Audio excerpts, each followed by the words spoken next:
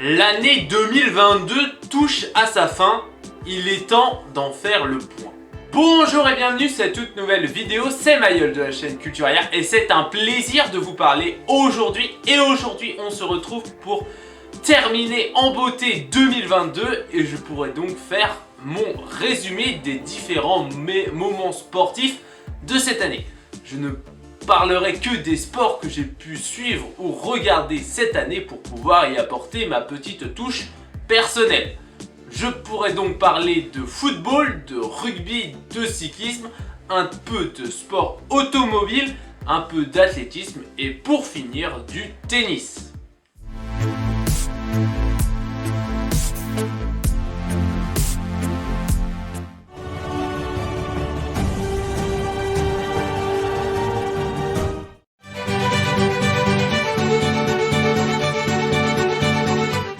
Mes 3 meilleurs moments de football en 2022 sont la Coupe du Monde au Qatar avec la finale Argentine-France, une finale malheureusement remportée par nos amis argentins.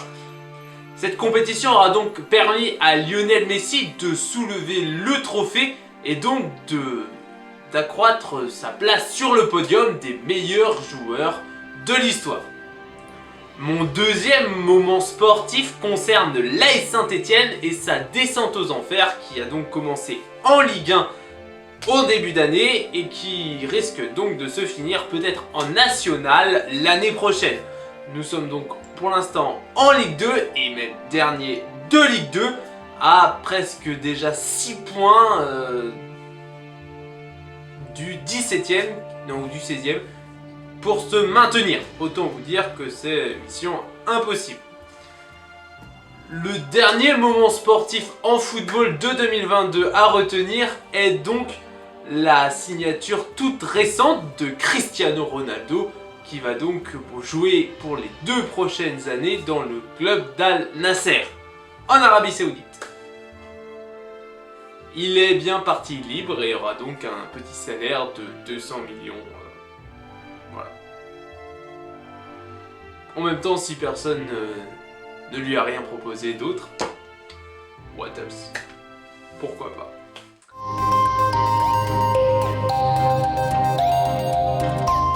Du côté du rugby, l'équipe de France est donc invaincue en 2022. Il aura donc remporté le tournoi Destination en ayant fait le Grand Chelem. De nombreuses victoires contre des top nations mondiales comme l'Australie ou l'Afrique du Sud sont une bonne chose avant le mondial en 2023.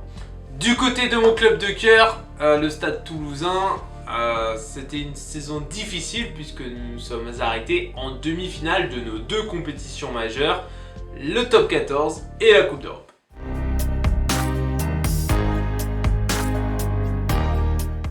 Le cyclisme est le seul sport où je parlerai aussi bien des hommes que des femmes, puisque c'est vraiment l'un des seuls sports où j'ai regardé les 2 facettes. Le meilleur moment sportif est sans ambiguïté pour les deux le Tour de France, avec des performances extraordinaires et des étapes incroyables que nous avons pu suivre. Tout simplement, nous pouvons remercier Tadej Pogačar, Jonas Vingegaard ou Wout van Aert pour leur saison incroyable. Je peux rajouter à cela Remco Evenepoel qui est donc le champion du monde en titre et qui a donc fini par remporter la Vuelta, le Tour d'Espagne pour les incultes. Du côté des femmes, le premier Tour de France féminin avec Zwift aura été une parfaite réussite. Annemiek van Vleuten, qui a donc aussi remporté les championnats du monde en Australie, aura donc marqué de son empreinte l'histoire puisqu'elle a remporté le premier épisode. Nous pouvons aussi féliciter Lorena Wiebes, Marianne Vos ou Demi Vollering pour leurs attitudes extraordinaires.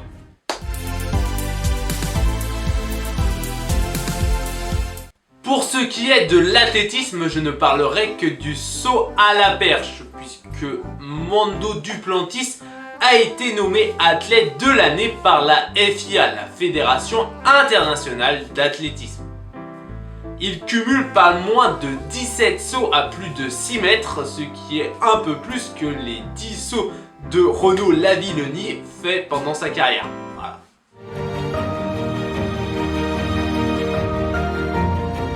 Pour ce qui est du sport automobile, je parlerai d'un événement non professionnel qui s'est déroulé cette année, un événement de Formule 4, le GP Explorer. Cet événement se courait sur des Formule 4, donc des voitures toutes égales, ce qui a donc permis aux différents talents des pilotes de pouvoir s'exprimer. Par rapport à moi qui ai pu voir quelques courses de Formule 1 cette année, j'ai pu donc totalement vibrer sur cet événement. Voilà, la Formule 1, pour des personnes qui regardent occasionnellement, attendre un mauvais arrêt au stand ou tout simplement le crash d'un pilote pour pouvoir avoir un peu de suspense, c'est bof. Voilà. Mais ce n'est que mon avis, donc désolé pour les fans.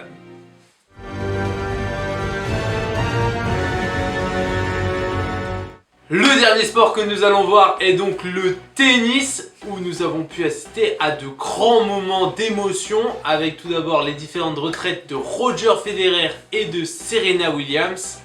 Tous les deux âgés de 41 ans, ils se retirent donc avec plus de 20 victoires en Grand Chelem, ce qui est donc des performances exceptionnelles. Cette année, nous avons aussi Rafael Nadal qui aura donc effectué un début d'année monstrueux en remportant Roland Garros et l'Open d'Australie. Malheureusement, sa blessure lors du tournoi de Wimbledon a vraiment gâché la fin de saison. Cette saison a vu aussi la confirmation ou l'éclosion, enfin c'est comme vous voyez votre niveau, de Carlos Alcaraz qui est donc destiné à devenir l'un des meilleurs joueurs du monde.